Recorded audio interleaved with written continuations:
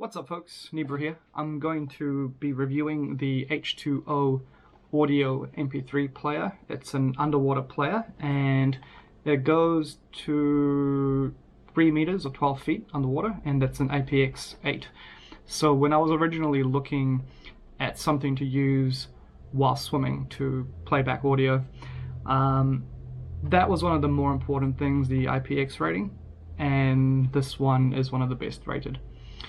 I had some issues with the old version. I've got the old version and I've just purchased a new version. I'll tell you about my thoughts on both. The main thing to take away though is that currently the competing brands still have the same features as the old version, while the new version has some good updates that you're gonna want. So let's get into it. This is what you get in the pack. You get the user guide of how to use it, and you get the USB connector so you can connect your device to your computer, and that just connects via the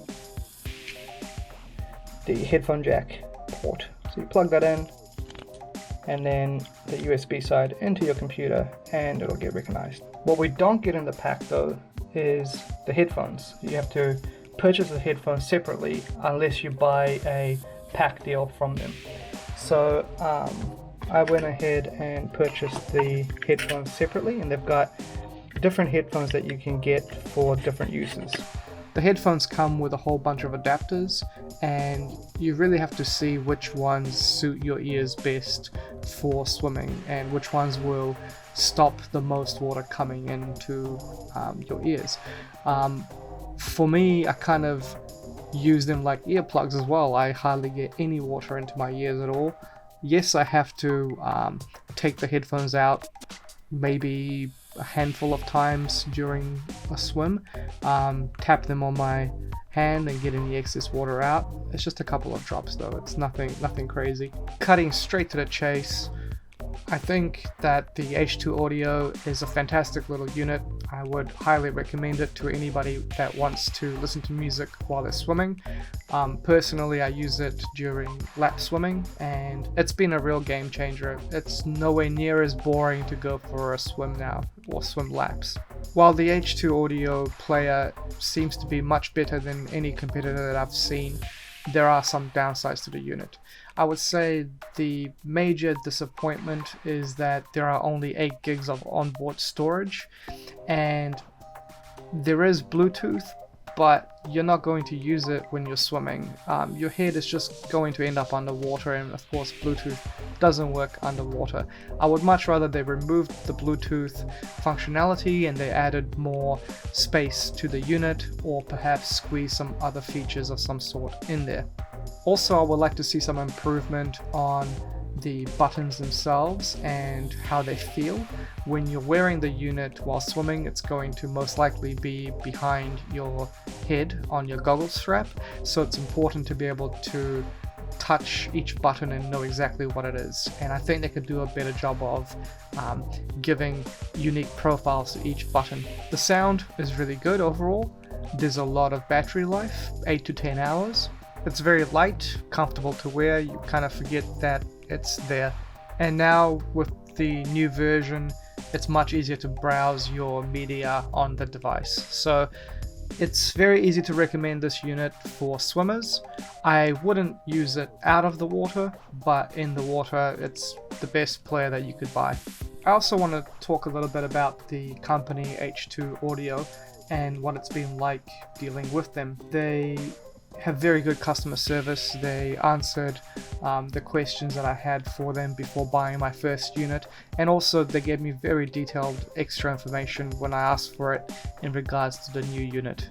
The shipping time was also incredibly fast, and unfortunately my first unit that I purchased was faulty. It wasn't connecting to my computer properly, it wasn't being recognized as a device, and they sent me a replacement unit very quickly. My biggest issue with the old unit was that I started listening to audiobooks while swimming.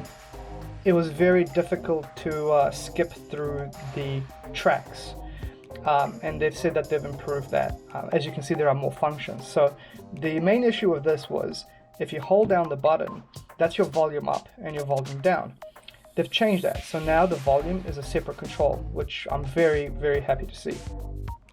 Instead, holding down the button would be your skip through the track or skip through a rewind of the track. You couldn't do that with this. It would just be your volume control. So because of that, it was really difficult to listen to DJ mixes, to audiobooks, to anything that was lengthy. The other thing that they didn't have was the ability to skip folders. Now we can skip folders with the new version. If you want to change folders, all you have to do is hit the pause button, and while it's paused, press skip forward, and that will skip to the next folder. Do the same in reverse for the previous folder. The unit itself has also had some firmware upgrades and hardware upgrades. The new unit also supports iTunes and Apple format in .AAX, so you don't have to convert music from iTunes to the device. And of course the headphone jack is improved with better connector and the added rubber boot to keep water out of the unit and minimize any corrosion. The sound itself is much better than the old model, using the same headphones I used before. With the older model, I would have to have it turned up to max. Now with the new unit, it's probably at the halfway point in volume that I'm happy with. So because of that, I think the newest unit is rated to have a battery life of 8 to 10 hours, and I'm pretty confident that you'll get 10 hours out of it if you're not cranking it up. As far as the weight of the unit goes, you won't even notice it on the back of your head. It really doesn't weigh much. The H2Audio player itself is also quite a durable little unit. I dropped the old version many times, and I've actually already dropped the new one several times too, and they seem to do just fine. It would be nice if they had more color options.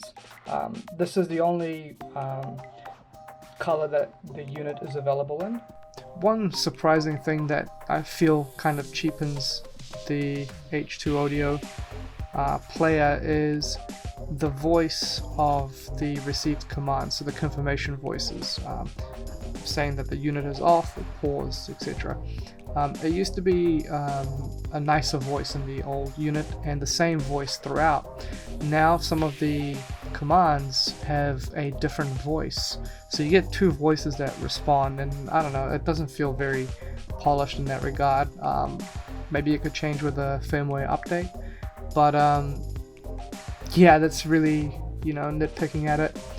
Overall, I think it's well worth the price, and from what I've seen, I think it beats all the competitors. The H2Audio is a must-have if you're into swimming. It's going to make the time go by a lot quicker, you won't be as bored, and you can multitask by listening to audiobooks or music or whatever it is that you're into while you're swimming.